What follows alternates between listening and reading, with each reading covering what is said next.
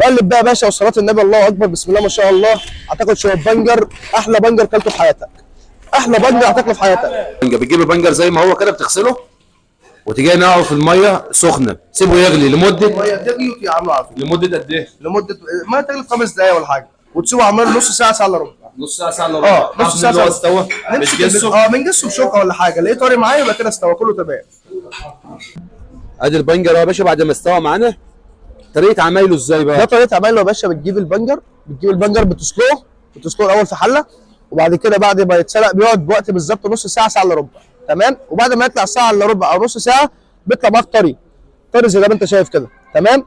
وبعد كده يا باشا بتيجي جايبه سايبه بره في الهواء ربع ساعه بس، ربع ساعه ياخد هوا. ليه؟ عشان لو طلعته من على النار على كده مش هتعرف تمسكه، بيبقى نار مولعه. وبعد كده نقشره، وبعد كده نقشره ونقطعه زي طرنشات، وجاي طرنشات صغيره زي ما انتم شايفين كده. طرنشات صغيره مقطعه سلطه يعني. مقطعه زي السلطه بالظبط. تمام ماشي كده، هو مستوي معانا وطري.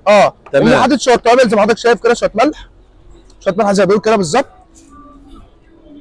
يبقى عندنا ملح، شويه كمون، شويه سكر من دول حلوين كده. سكر.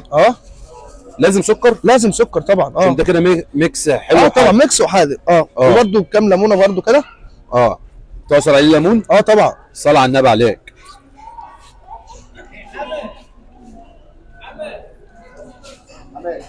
وشويه خل، برده مش ياما مش كتير. حط عليه شويه خل. وقلب بقى يا باشا وصلاه النبي الله اكبر بسم الله ما شاء الله. هتاكل شويه بنجر، احلى بنجر كلته في حياتك، احلى بنجر هتاكله في حياتك حبيبي عمار الله يبارك لك. صلاه على النبي عليك. احلى بنجر هتاكله في حياتك يا باشا. امال طبعا السكر ده هيدوب طبعا. كل ده بقى تديله بالظبط 10 دقايق كله هيدوب في بعضه، هيبقى ميكس خطير. حي الصلاه على النبي يا باشا. صلاه على النبي عليك. بسم الله ما شاء الله. بس كده، ده كده البنجر جاهز معانا. في ناس بتحبه بقى في ناس بقى بتحبه تحطه في الثلاجه. ناس بتحبه مثلا تاكله مثلا، فاهمني، كذا نوع طريقه. على دماغي يا عم حسن الله يبارك لك. صباح الفل. صلاه على النبي عليك. هناخد ندوق. طبعا بنجر جاهز. يا حاج حسن والله رايك ايه والنبي؟ ما شاء الله. يا حاج حسن الله يخليك. ثانيه هجيب لك معلقه. ما شاء الله. معاك معلقه. ما شاء الله. قول يا عم حسن. احلى شيء. ده كراميلا ده.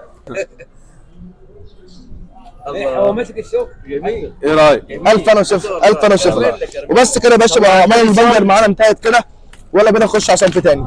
تمام ماشي. معلش مره ثانيه كده قول لي بقى المكونات. مره ثانيه. مكونات: سكر، كمون، سكر كمون، ملح، خل، والليمون من ده.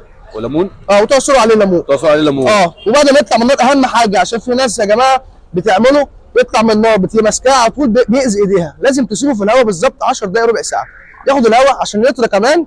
وبعد كده تيجي جايب التوابل وتيجي مقلب يا باشا، حط توابل هنا وتيجي مقلب التقليبه الجميله. طريقه الحفظ. طريقه الحفظ تحط في الثلاجه. زي ما هو. في الثلاجه اعمله. مش ميه ولا الكلام ده؟ لا ولا اي حاجه زي ما انت شايف كده اهو. زي ما انت شايف اهو. بس كده.